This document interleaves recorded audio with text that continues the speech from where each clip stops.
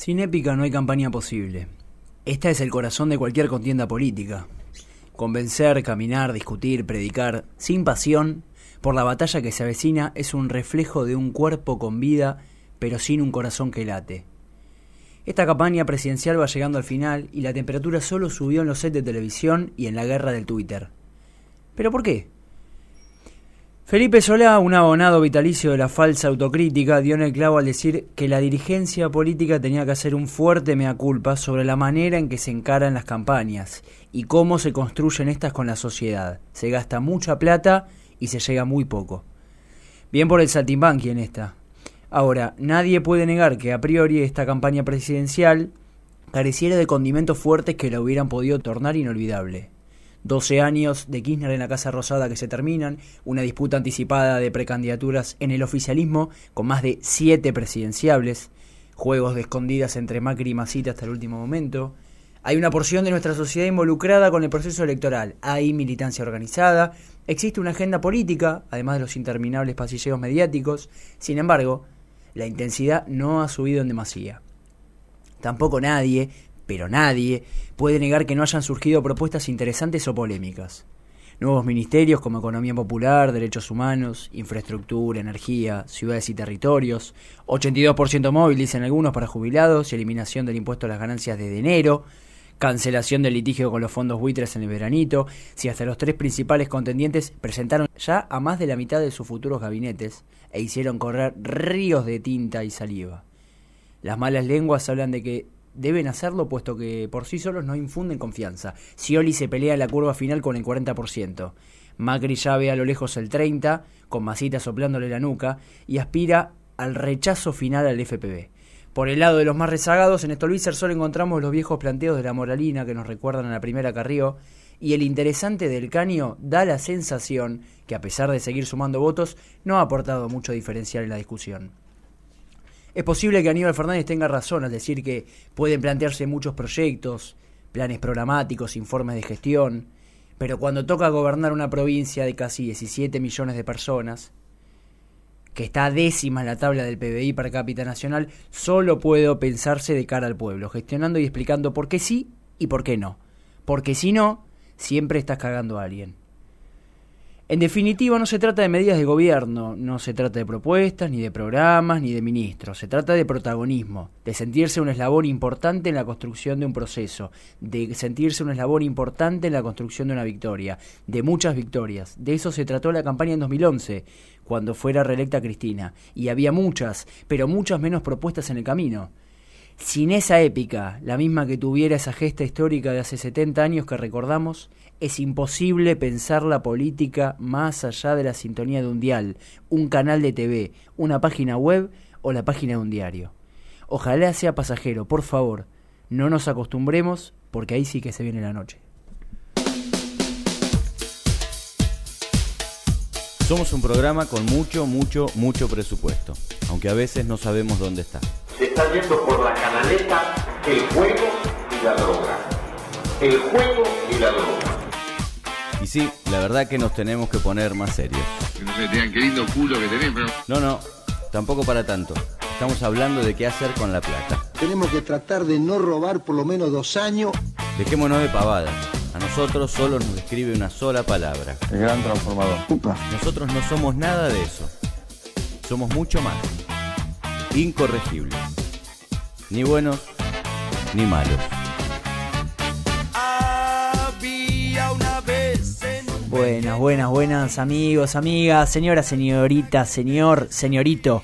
Buenas tardes, un placer reencontrarme con ustedes en esto que es Incorregibles, la tarde a pura información, a puro rock, a puro deporte, a puro todo, que te acompaña hasta las 19 horas. Incorregibles, aparte de quien les habla, somos un equipo que cuenta con muchas personas, entre ellas uno que está acá a mi izquierda, Axel Cherem. ¿Cómo anda? ¿Todo bien? Buenas tardes, Rodri, buenas tardes a todos. Estaba calentito, te lo dejé calentito. Lo dejaste calentito y muy bien, te escuché muy bien en el coso, afinando el serrucho por ahí. Wendy, ¿qué opinas del serrucho? Yo primero voy a saludar a todos y a desearles un feliz viernes. Bien. Bueno, y quiero saludar a nuestro nuevo pichichi en deportes, Lucas Orlandela, que está acá con nosotros en el estudio. Lucas, ¿cómo anda? ¿Qué tal? Muy bien, esperando el viernes tan esperado, ¿no? Para disfrutar el fin de semana como corresponde. A pleno fútbol, como siempre. Muy bien, de eso vamos a hablar seguramente, de un montón de cosas vamos a hablar. Hablamos de una campaña, ¿no? Digamos, eso es una de las cosas de las que venimos hablando. Lo han hablado, lo hablamos en el programa, lo hablaron en el programa pasado, del viernes pasado.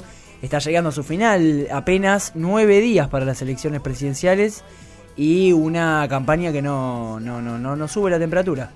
Sí, sube la temperatura, como bien decías, mediática, y la verdad que los números están dejando muchas cuestiones sobre todo en relación a Scioli y los que están oponiéndose a Scioli, queriendo bajarlo como sea. La realidad es que los números son muy variados, son muy distantes, pero bueno, no podemos dejar de citar a María Eugenia Vidal cuando habla hoy la discusión es con el oficialismo, y no hay que hacer cosas que sean funciones a dividir el voto opositor, como si todo el voto opositor se mantuviera alineado a una sola ideología, ¿no? Sí, es un poco, es el planteo de algunos, es el planteo de este famoso 7-8 puntos, digamos, que es lo que están tratando de disputar, tanto Macri como Massa.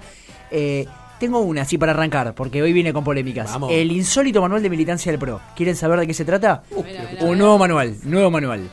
A 10 días de las elecciones presidenciales, el equipo de campaña de Mauricio Macri repartió entre sus militantes un instructivo para planificar y organizar las visitas a los vecinos. ¿Qué le dicen a los vecinos? Dice la página: es importante escuchar y conversar con ellos para invitarlos a ser parte de nuestro equipo de campaña y que apoyen a Mauricio Macri. Pero lo más interesante es cómo se preparan las visitas de la gente de Cambiemos. Número 1, formulario. Entrá acá y descargá el formulario de recolección de datos para poder imprimirlo. Consejo: si no tenés impresora, podés imitar el formulario preparando uno a mano. No te olvides de llevar cuaderno y lapicera para anotar todos los datos. Buenísimo. No me jodan, buenísimo. Y credencial, también hay una credencial por cada uno de los de Cambiemos. No. Por favor, que tu único distintivo sea esta credencial. Consejo: podés imprimir algunas más por si decidís hacer tu recorrido acompañado. Esto no es joda, señores. No. Esto no es joda. Cerrame la 4. No nos olvidemos del manual, el cuestionario, ¿no? Del manual que difundió el equipo de Durán Barba a todos los candidatos del PRO. Más que cuestionario es qué responder ante ciertas preguntas. Entonces eran 10 preguntas, me acuerdo que la leímos al aire, sobre distintas políticas, sobre distintos giros discursivos y sobre todo sobre el fútbol para todos. Había una pregunta específica sobre qué hacer con el fútbol, para todos. Te cuento una más, esta te mata, escúchame. Si es la primera vez que salís a recorrer tu barrio, Wendy, vos salís a recorrer tu barrio. Ahí estás a la vuelta de casa, así que nos vamos a ver. Si salís a recorrer tu barrio nos vamos a encontrar. Te recomendamos empezar visitando a un vecino con el que ya tengas afinidad, para que te sea más sencillo. Y claro, boludo, sí. También podés salir acompañado por un amigo o familiar. En equipo es más fácil y entretenido. A ver qué opina usted, Martín Caballero, en los controles. Me parece similar al primer formato de coso del recorrido del GPS de... ¿Cómo se llama? ¿Mickey Vainilla? El GPS de Mickey Vainilla. El GPS, exactamente, sí. No, es increíble. Y todavía también me acuerdo de... Es efectivo, es empresarial. Sí. Y las declaraciones también los tweets de Peter Robledo, el coordinador de la juventud de la Fundación Pensar. No nos olvidemos que todo esto está coordinado con la Fundación Pensar. Claro, sacándose una foto en la casa donde se crió el Che, en Córdoba, con el hashtag Macri es Revolución. Macri es Revolución, muy bien. Es increíble. Haciendo la B, buena observación Martín Caballero, haciendo la B, y después en el otro tuit quejándose de los cibermilitantes que se horrorizan con la visita de un candidato del PRO en la casa del Che. Así es, vamos cerrando el viernes de cara al fin de semana y seguimos pasando a Revista Noticias. Les cuento otra más que sé que les va a interesar. Que salió la propuesta del espacio de Cambiemos de un ex cara pintada para el Ministerio de Defensa, sí, con lo cual salió al cruce Ricardito Alfonsín, ¿no? Que armó un comunicado con preocupación por esta situación de que pueda llegar a asumir un cara pintada, con lo que significa para la democracia.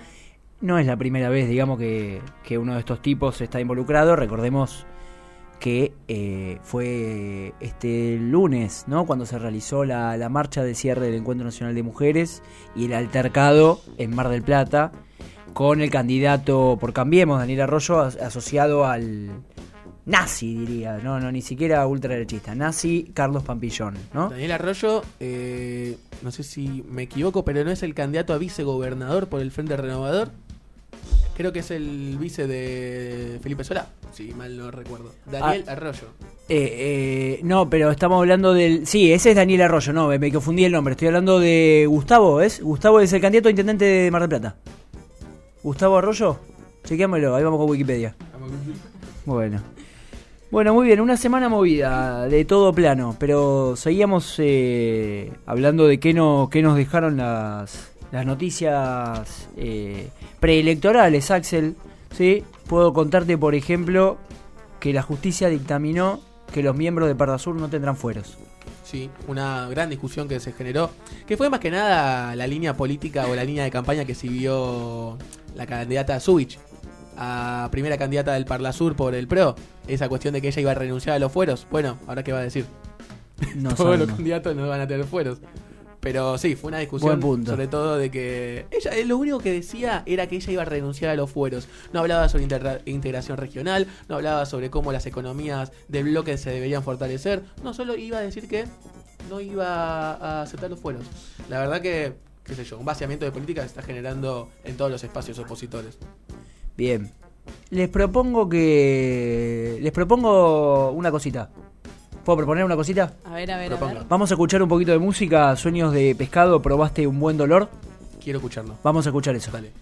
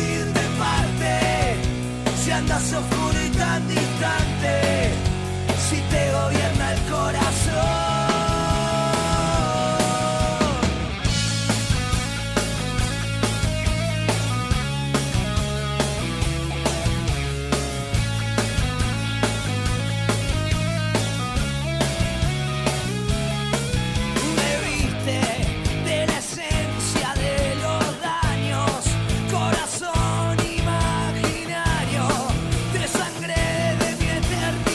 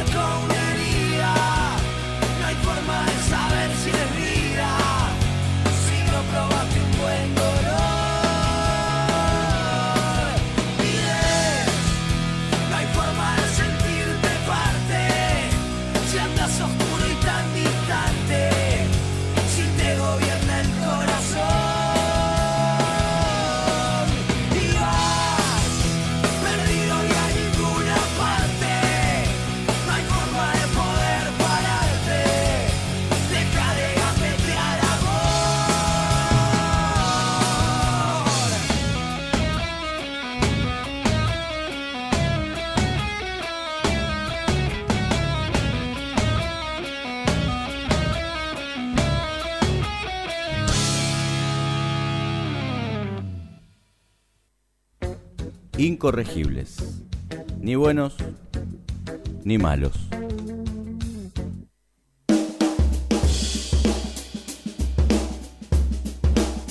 ¿Te gustó el temita? Sí, me encantó. Sueño de pescado, que hace poco tocaron en la sala, acá en Díaz Vélez y Otamendi. Sí. Tocaron el 2 y el 3 de octubre.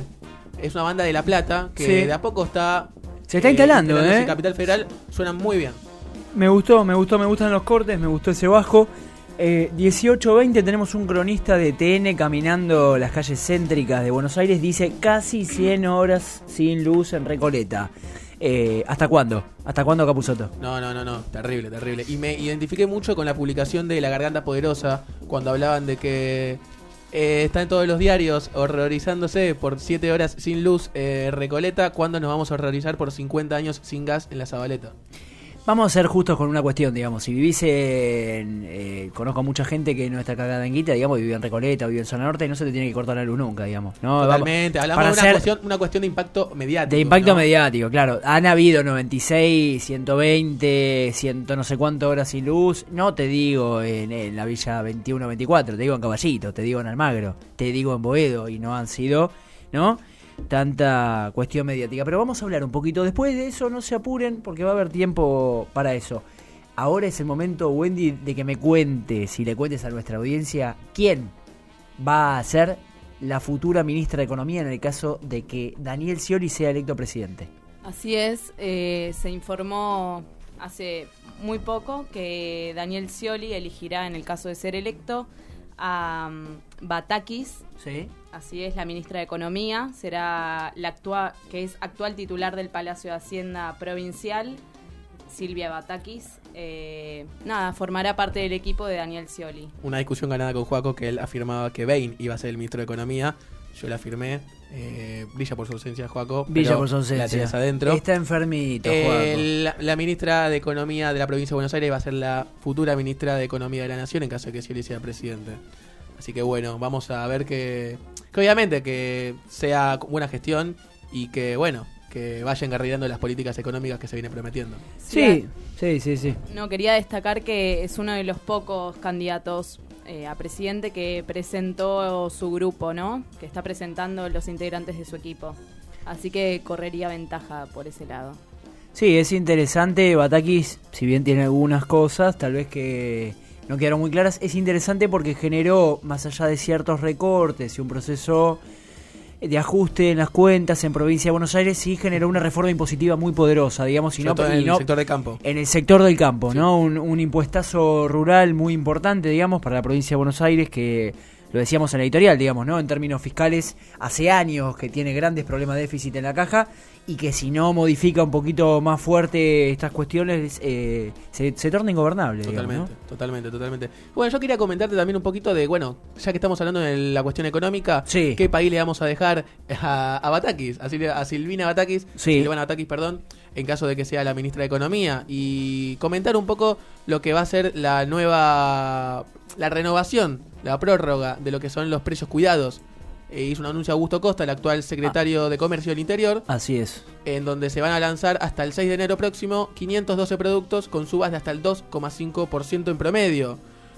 Un poco citándolo a Augusto Costa, destacó que el cumplimiento en lo que respecta a los precios de los supermercados es del 99% y la señalización tan vigilada en la campaña Mirar para Cuidar está en un nivel de cumplimiento de alrededor del 90%. Así que van habiendo avances. También hay que destacar que en muchos casos, hasta lo que es la suba de precios en lo que va del año, estamos por debajo del 12% de suba de los productos de los precios cuidados. Bien, es un buen punto. Uno no puede decir que esa suba es la que mide definitivamente la cuestión inflacionaria, pero es un buen punto. De alguna manera, cuando arrancó el programa Precios Cuidados, no solamente muy denostado, todos, no los que nos denostábamos, dudábamos, digamos, ¿no? De su correcta posibilidad de implementación. No hay buenos recuerdos históricos, digamos, lo dice siempre nuestro columnista estrella Ernesto Matos, de acuerdos de precios en Argentina. Sí, Axel.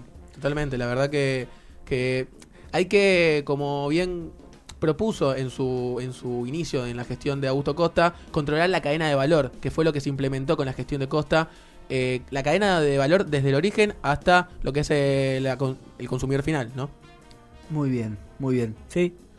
Sí, también comentarte otra noticia, Sí. ya que estamos. Estás a full. Venimos... sí, Estás a estoy full. ¿sabés lo que Está full, está full, está full.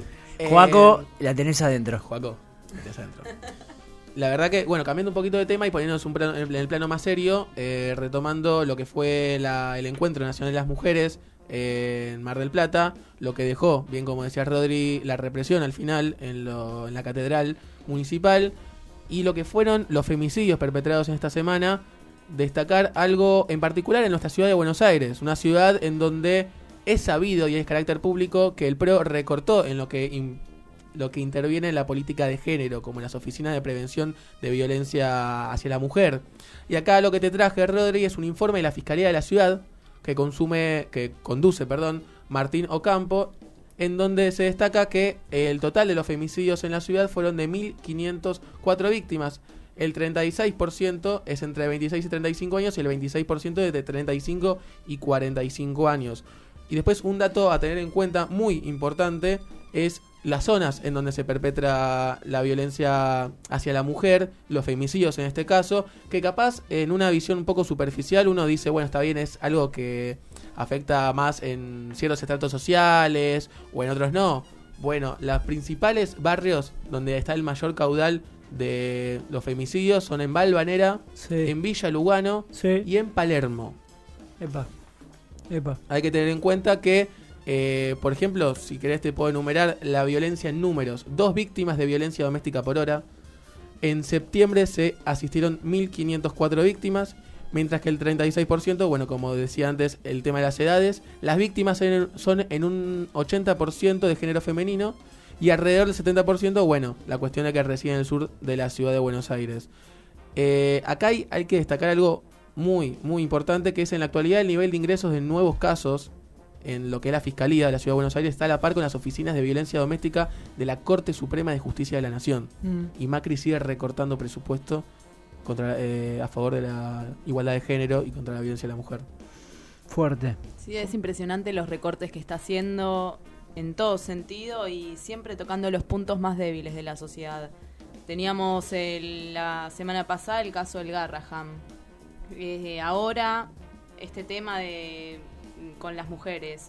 ¿Hasta cuánto, no? Sí.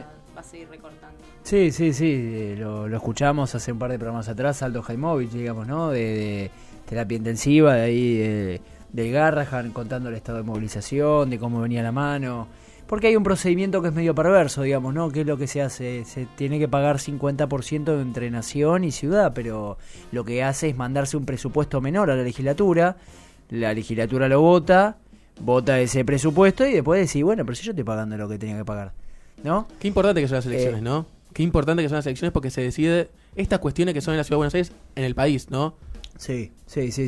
Bueno, pero para hablar de las elecciones, digamos, Sí. porque necesito tener un panorama más claro y más certero sobre por qué de alguna manera pensamos o entendemos que esta campaña viene como viene o no viene como no viene. Lo tenemos en línea para charlar con él. Le agradecemos realmente la comunicación a Ricardo Rubier, de la consultora Rubier Asociados. Ricardo, ¿cómo te va? Te saluda el equipo de Incorregibles.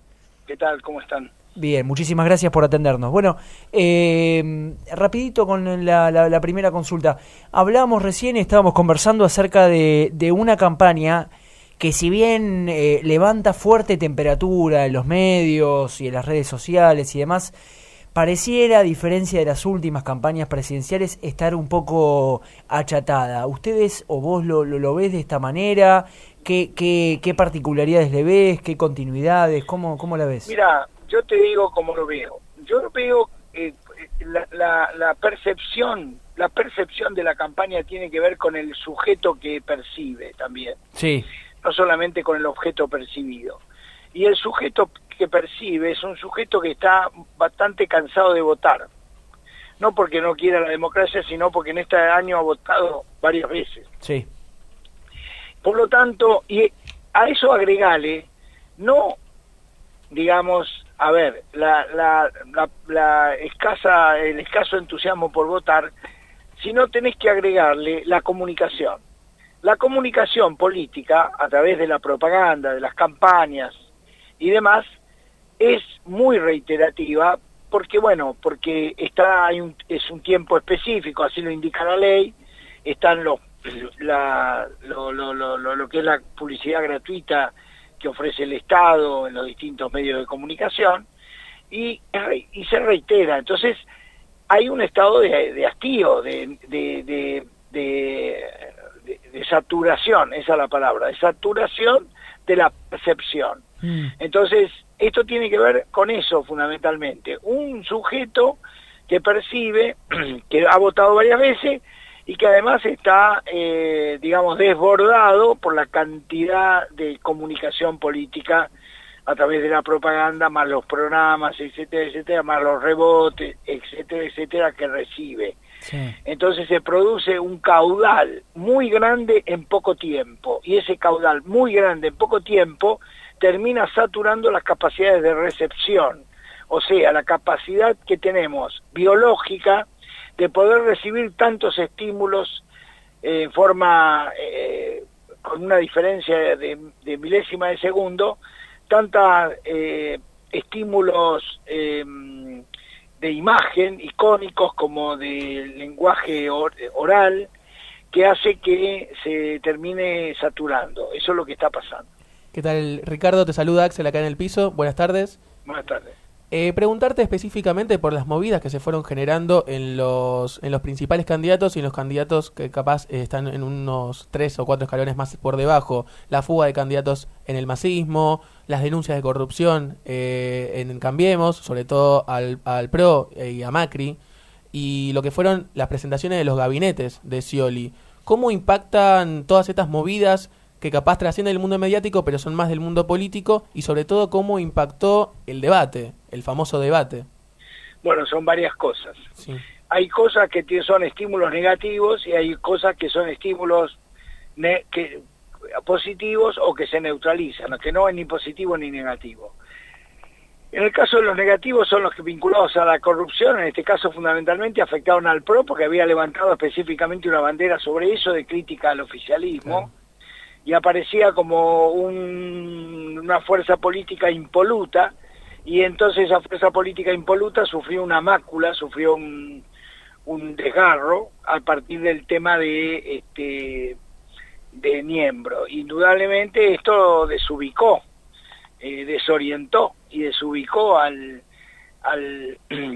PRO, que fue el más afectado, y eso generó una caída en las encuestas, una caída de votos de Macri de unos puntos, no muchos, pero algunos. Sí. En las circunstancias que estamos hablando hoy, y como están las encuestas, un punto hoy puede ser decisivo para que haya balotaje o primera vuelta. Claro. Entonces, y lo otro que vos decías, el tema del debate, el debate tiene poca incidencia en la sociedad.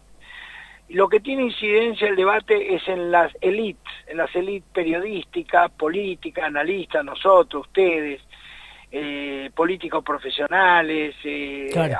líderes de opinión. Bueno, en ellos sí, en esa élite tiene efecto el debate. En el resto de la población tiene muy poco efecto, casi ninguno. Por lo tanto, no hay que esperar del debate más, que un ejercicio, lo llamaría así yo, un ejercicio de la democracia, en la cual el debate es como una columna central de la ontología de la democracia occidental que nace en Grecia, ¿no? La ontología, por llamarle así, de la democracia griega a la fecha, tiene que ver con la discusión, tiene que ver con la polémica, tiene que ver con el debate, tiene que ver con el diálogo, sobre todo. Pero bueno, en ese sentido sí lo veo como un valor simbólico y un valor que tiene que ver con la democracia. El efecto electoral es limitado. Ricardo, para ir al hueso, ¿cuáles son los últimos números que ustedes vienen registrando desde Rubira Asociados, las últimas mediciones nacionales? Los últimos números son de anoche. Son de anoche, bien, fresquitos. Sí, recién hoy estamos difundiendo. Bien. A ver si me acuerdo, creo que me acuerdo de memoria. Scioli está en 41, estamos hablando de votos ya proyectados, ¿no? Sin indecisos. 40,1 estamos hablando. 40,1, sí. Estamos hablando de un Macri con 29 y pico, 4 creo, 4, y estamos hablando de un Massa 21,5.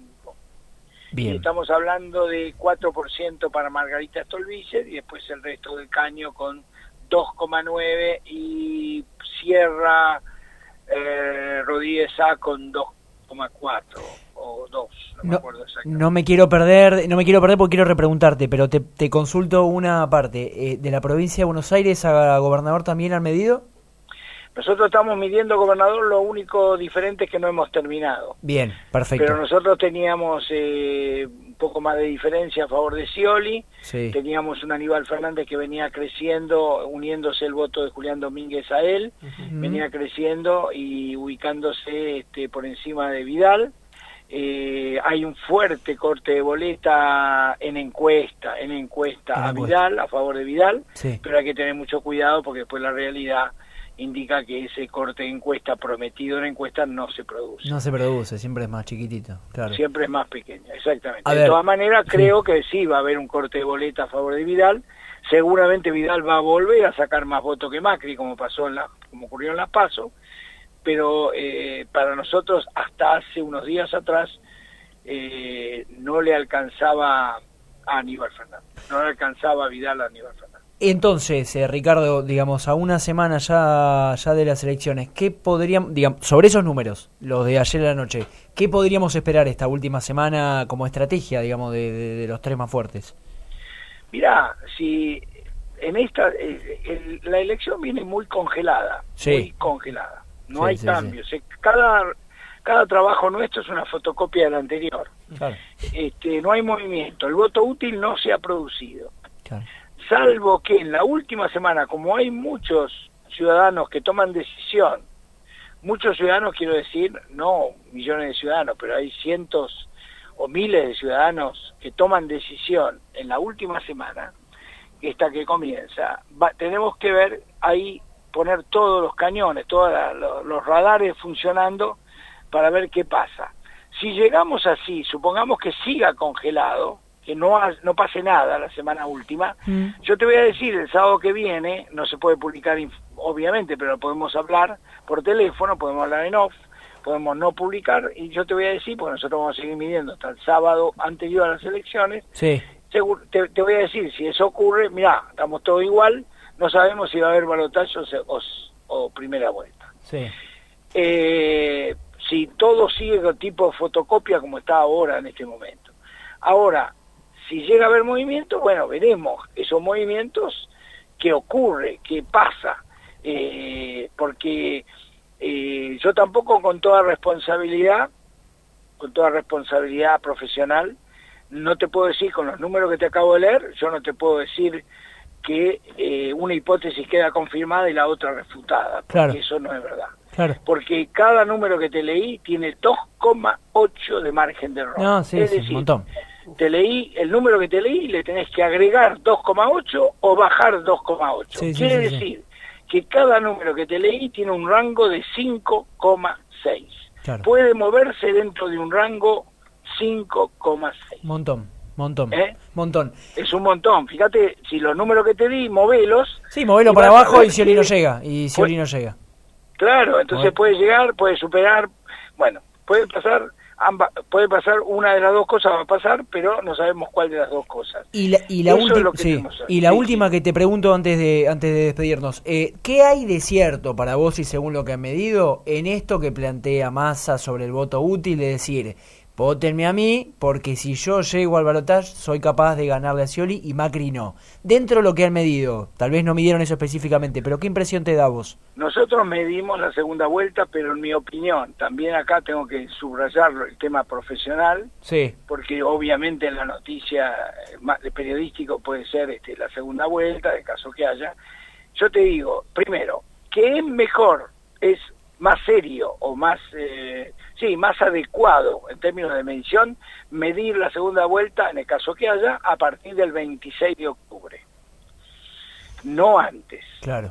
Igual se pide antes porque se hacen pruebas, son pruebas que estamos haciendo. Sí, claro. Yo te cuento lo que me da a mí, pero me refiero a lo primero que te dije, o a lo que te dije acabo de decir. Lo más serio es empezar a medir el 26 de octubre. No, ¿Por bueno. qué digo eso? están los manuales, nuestros manuales, los que estudiamos nosotros, que se produce lo que se llama el efecto carro ganador, es una traducción del inglés. Carro ganador quiere decir que hay gente que hay 5 candidatos. El domingo 25 van a quedar, si hay balotaje, 2 candidatos. De esos 5 pasan a 2. ¿Cómo se distribuyen esos 5 2? Bueno, una distribución es la de hoy. Otra distribución, algo diferente, va a ser la del 26. ¿Se entiende? Está claro. Porque hay algunos que se suben lo que se llama el carro ganador y se van con el que gana. Bueno, ahora te respondo tu pregunta. Los escenarios de balotaje a nosotros nos están dando empate. Apa. ¿En cualquiera de los casos? En cualquiera de los casos. Epa. Empate. Empate con indecisos. Sí, lo cual está quiere claro. decir que Está ahí claro. está metido el desempate. ¿Y de qué orden es más o menos esos indecisos? ¿Cuántos? No, ¿qué porcentaje? En la segunda vuelta tenemos entre 6 y 8% de indecisos. Epa, importante el número, importante. Tenemos indeciso porque ¿qué pasa? Sí. Vuelvo a decirte, de 5 pasaste a 2. Los 3 que se quedan afuera son fundamentalmente los que constituyen indeciso, porque algunos ya lo tienen definido, pero otros te dicen, no, mi candidato no está, un momentito, entre fulano y fulano, entre Scioli y Massa, entre Scioli y Macri, lo pienso, y entre Scioli y Massa lo pienso. Bueno, son escenarios distintos, pero hoy nos está dando muy parejo, pero ya te digo, es un trabajo más de laboratorio, no tiene demasiada importancia lo que te estoy diciendo ahora. Si hay segunda vuelta, el 26 estaremos midiendo otra vez. Está claro. Bueno, completísimo, Ricardo, te agradezco muchísimo, un placer como siempre la comunicación y sí, comprometemos, esperemos realmente que la elección se resuelva el domingo 25 de octubre, por lo menos para nosotros, pero si no es así y si tenemos más novedades en el camino, nos volveremos a encontrar en otra comunicación. ¿Cómo no? Te mando un abrazo. Muy bien, y así como se fue Ricardo Rubier, nosotros nos vamos a la tanda, ya mismo. Principio de espacio publicitario. ¿Todavía no visitaste Tecnópolis? No te lo imaginas. Vivilo. Visítanos con tu escuela, amigos o familia. Abierto de miércoles a domingo de 12 a 20 horas. Entrada libre y gratuita. Más información en www.tecnopolis.ar. Tecnópolis, futuro para siempre. Presidencia de la Nación. ¿Sale borroso? ¿Te imprime mal? No te quedes sin tinta. Recarga tus cartuchos en Dealer FX. 33 Orientales 352. Atendemos de lunes a viernes de 9 a 18 horas. Dealer FX. Creatividad, tecnología, experiencia y profesionalismo. La misma pasión nos une hace años. Pero ahora es tiempo que juguemos el mismo partido. Seamos socios. En las buenas y en las malas, socios hasta el fin. Informate al 4016-2600, al 0800-666-4245 o en atención al socio de nuestra sede. Eso es San Lorenzo, puro sentimiento.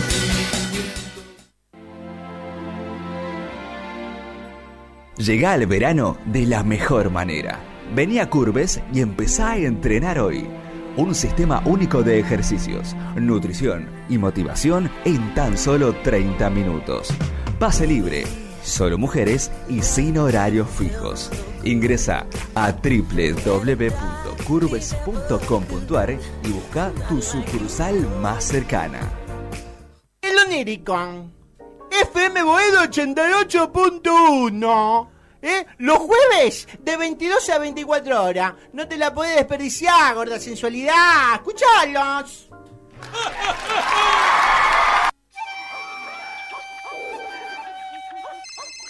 ¿Desde dónde nos estás escuchando? Ahora tenés disponible la aplicación exclusiva de FM Boedo para dispositivos Android. ¿Cómo es esto? Entrá a tu Play Store y buscá FM Boedo y descárgatelo. Así de fácil, rápido y sobre todo gratis. FM Boedo 88.1.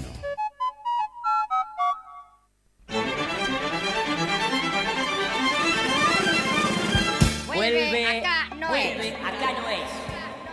programa que se ocupa de rastrear la producción artística vernácula para que te enteres de lo que está pasando. Un programa que te incita a salir a la calle a buscar lo que te estás perdiendo. Jueves, de 20 a 21 horas, por FM Boedo 88.1.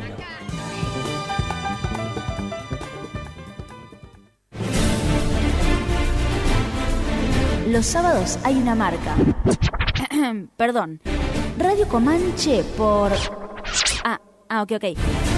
Cheque en blanco por... No, bad information. Entonces, me desconcierta, Presidenta. ¿Qué hay que escuchar los sábados? Lo bueno que es ríos de tinta. Y sí, todos los sábados de 10 a 13 por FM Boedo. Ahora se dieron cuenta lo bueno que es ríos de tinta. ¿Alguno más de Sagitario? ¿No? ¿Solamente 2? Bueno, es un montón igual. Mira, 2 más acá de Sagitario también que hay. O sea que ya son Gachi, Pachi. No todo entra en 140 caracteres, pero igual, seguinos en Twitter, @FMBoedo.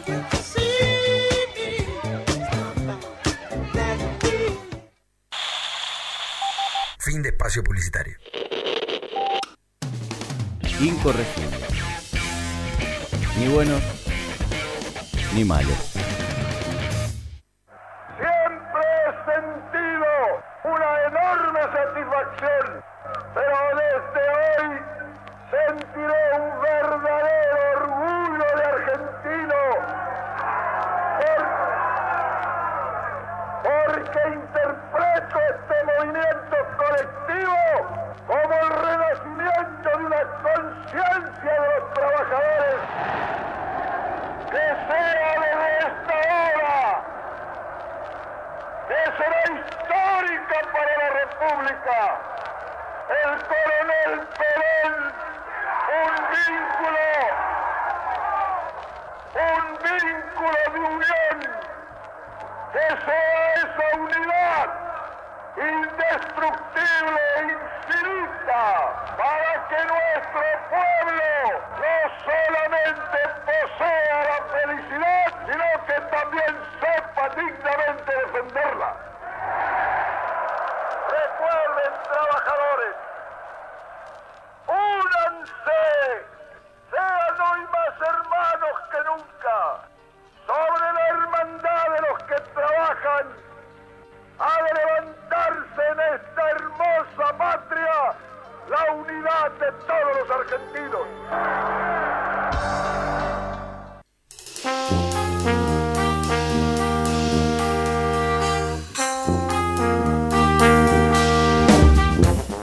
18:47, seguimos acá en la 88.1 en Incorregible, fuertísimo ese discurso.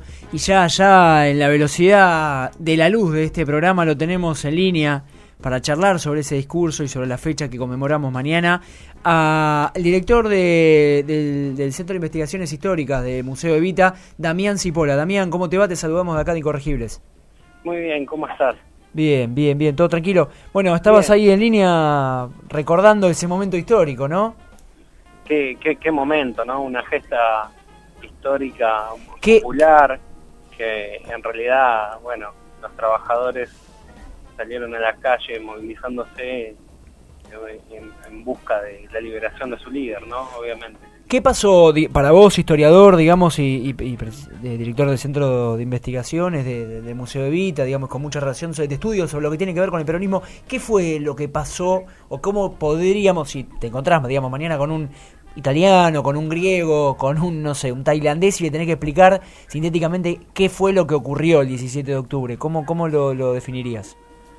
Bueno, en realidad el 17 de octubre fue un movimiento, digamos, una movilización generada por los trabajadores que en realidad, para comprenderlo plenamente, hay que entender las transformaciones que en ese momento el coronel Perón había empezado a generar desde la Secretaría de Trabajo y Previsión en el año 1943, que, bueno, a través de sus políticas habían transformado la realidad de ese trabajador, ¿no? Sí. Al asignarle aguinaldo, obras sociales, ¿sí? Todos estos derechos que hoy los tenemos como obvio que recibe cualquier trabajador en ese momento. Bueno, Perón se los había asignado, ¿no? Vacaciones pagas. Y bueno, en el año 1945 lo que sucede es que el presidente Sparrell, era otro militar, digamos, un camarada de Perón, digamos, por presiones de un grupo de militares que se ubicaban en Campo de Mayo, veían atemorizados esta relación que Perón estaba generando con el movimiento obrero, y deciden desplazarlo de la Secretaría de Trabajo y Previsión y bueno, encarcelarlo en la isla Martín García. Frente a esta noticia, obviamente los trabajadores deciden emprender un paro general que iba a estar, digamos, se iba a llevar adelante el 18 de octubre, pero bueno, frente a esta noticia, los delegados intermedios de las fábricas decidieron cortar el trabajo, su jornada laboral, y emprender una movilización a Plaza de Mayo. Obviamente que frente a esta movilización se empiezan a cortar, digamos, lo que serían las comunicaciones que en ese momento existían a través de los tranvías, de los colectivos. Se levantó el puente, ¿no?, que comunicaba la zona sur, y los trabajadores, independientemente de estos, llegaron caminando, cruzaron el riachuelo a nado y llegaban masivamente a la Plaza de Mayo en búsqueda de una respuesta a ese gobierno de facto, solicitando puntualmente la liberación de Perón, que bueno, justamente era el personaje que le había logrado dar a estos obreros esas reivindicaciones que tanto habían luchado durante mucho tiempo, ¿no? Y por eso se lleva el día, ¿no?, recibe el nombre del Día de la Lealtad Peronista. Claro. Ahora, Damián, a lo largo de estos 70 años pasaron 10 años de gobierno, después 18 años de resistencia, persecución, el peronismo vuelve al gobierno, 3 años en un proceso muy difícil, contradictorio y muy violento sobre todo, viene la sangre, la tortura, las desapariciones de la dictadura, y después el peronismo post-democracia, con el menemismo en el medio, y este proceso kirchnerista nuevamente recuperando, digamos, esa identidad. ¿Por qué, digamos, al juicio de los historiadores, o por ahí tu perspectiva, por qué sobrevive esa identidad política con todo ese trayecto, con esas gestas, con todos los aciertos y los errores? ¿Cuál es el balance en estos 70 años de peronismo? ¿Cómo es que sobrevive el peronismo a tantas crisis, a tantos cambios, a tantas transformaciones? Yo creo que puntualmente porque el peronismo ha logrado dar respuesta a las necesidades del pueblo ya desde su origen. Este vínculo que Perón generó con los trabajadores, dando respuesta a esas necesidades inmediatas, y que bueno, obviamente tanto Perón como la figura de Evo fueron determinantes en este movimiento, porque bueno, generaron identificar, que el pueblo se identifique con ellos. ¿Por qué? Porque generaban un diálogo directo, porque en realidad el peronismo dio respuesta a esas necesidades inmediatas, necesidades de la gente, y que bueno, posteriormente de la caída en 1955, esa resistencia se produce no solamente por aquellos trabajadores que habían vivido el peronismo y que disfrutaron de esos años felices, sino también en las generaciones futuras, cómo se proyectó ese relato. Si bien lo que hicieron, como vos bien dijiste, 18 años de persecución, se quiso opacar, se quiso desvirtuar lo que fue el peronismo en sí, la realidad es que todo ese proceso, digamos, estos trabajadores y la conciencia de la gente transmitirle de forma oral y a través de algunos libros que por ahí se guardaban en la clandestinidad, generaran en esa juventud una participación masiva. Claro. Obviamente que esa construcción, ¿no?, de reconocer la lucha de estos trabajadores llevó y motorizaba a la juventud a participar activamente.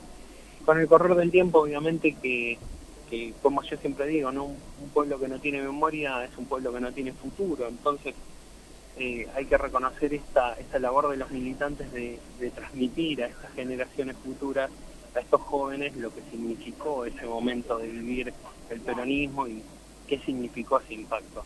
Está claro. Más bien por esta cuestión de la defensa de los derechos de los trabajadores. Está claro. Y por lo tanto, bueno, obviamente, nosotros sufrimos esa, bueno, con el retorno de la democracia, o digamos, lo que primero la dictadura militar, ¿no? Este intento de silenciar, de callar, digamos, siempre que se intentó opacar o transgiversar lo que fue el peronismo, lo que en realidad despierta en la juventud esa necesidad de querer entender un poco más de su historia, y por lo tanto termina reafirmando, ¿no? Cada vez que uno lee un poco más sobre Perón, sobre Eva, es como que se enamora de estos personajes, entonces le despierta esa inquietud de querer saber más, porque obviamente es conocer tu historia, ¿no? Y bueno, y creo que los jóvenes, digamos, con este proceso que se inicia con los últimos años, fundamentalmente con la política emprendida por Néstor y Cristina, esa militancia se ha fortalecido, y creo que bueno, que de alguna manera las políticas llevadas adelante por el gobierno en algún punto reivindican mucho las políticas de este peronismo clásico, por así decirlo, y entonces es como que, bueno, uno vuelve otra vez para tratar de comprender lo que uno está viviendo en el presente, mirar hacia atrás, y también esto permite, ¿no?, proyectar el futuro de una forma diferente. Clarísimo, Damián, clarísimo. Bueno, nosotros a lo que nos comprometemos es a pasar por el Museo Evita, donde vos trabajaste, no?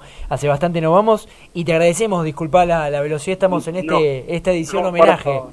Esta edición homenaje de los 70 años de peronismo. Te mandamos un abrazo y nos comprometemos a una nueva comunicación. Un abrazo enorme, y bueno, desde ya están todos invitados a pasar por el Museo Evita, a visitarnos, y obviamente son siempre bienvenidos. Muchas gracias. Un abrazo. No, por favor, un abrazo enorme. Ahí pasaba Damián Cipolla del Museo Evita, y nos vamos rapidísimo una tandita.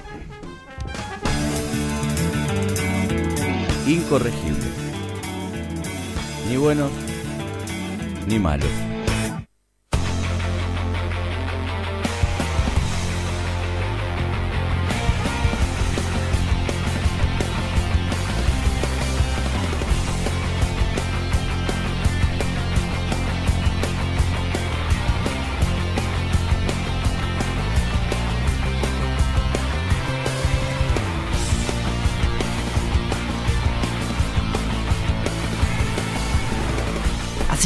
Así a full te quiero ver. 18:57. ¿Cuánto pasó en este programa y cuánto queda en los próximos 5 minutos? Pero antes de despedirnos, una de las cosas que nos faltan es saber qué se nos viene en el mundo del deporte, y por eso lo tenemos acá, en el piso, a Lucas Orrandera. Luquitas, ¿cómo andás? Vamos a meternos un poquito en el mundo del deporte. Primero que nada, hablar de la selección argentina. Todos sabemos del empate triste. Triste empate frente a Paraguay, el equipo de Ramón Díaz. Un partido donde Argentina tuvo muchas ocasiones de gol, pero no la supo aprovechar. Paraguay por un lado, la lesión de Ortigosa, que eso fue una baja muy importante, lo debilitó bastante. Por el lado argentino, bien Craneviter y Dybala cuando entraron, bien los pibes, y bien Tevez también y Di María. Tevez, a mí me gusta más afuera del área, no tan adentro del área. Yo lo prefiero un poquito más afuera, que agarre la pelota y juegue como él sabe jugar. Mi opinión. Sí. Desde mi punto de vista. Sí. Bueno, el próximo partido sabemos que es contra Brasil en el Monumental el 12 de noviembre. Bien. Y el 17 enfrentará a Colombia. Los lesionados, Messi ya sabemos que tiene de 2 a 3 meses más. Agüero, Biglia, que no pudo jugar, antes de Paraguay tampoco pudo jugar. Enzo Pérez, Marcos Rojo, Zabaleta y Garay, que fue padre. Así que fue padre, así que no sabemos si volverá para Brasil. Todavía no está confirmado. Un abrazo para él. Un abrazo grande. Sabemos sobre Messi que el secretario de Selecciones Nacionales de AFA, Juan Carlos Crespi, dedujo que, por cómo está Messi, cómo está en el estado actual, no llegaría al partido frente a Brasil, pero capaz que llegaría al clásico del Real Madrid, en la fecha número 12 de la Liga Española. Así que está en duda. Y en cuanto a Brasil, jugará Neymar, así que una complicación muy grave para el seleccionado argentino. Recordamos que Brasil perdió ante Chile la primera fecha y le ganó a Venezuela por 3-1 en la segunda fecha. Vamos a meternos en la primera división. Primera división que queda nada más que 3 fechas. Boca podría ser campeón si vence a Racing en Avellaneda que jugarán el domingo a las 21:30. Eso no va a pasar. No creo que acontezca. ¿Estás seguro? Y no lo veo. ¿Sabés que no la veo? No va a pasar.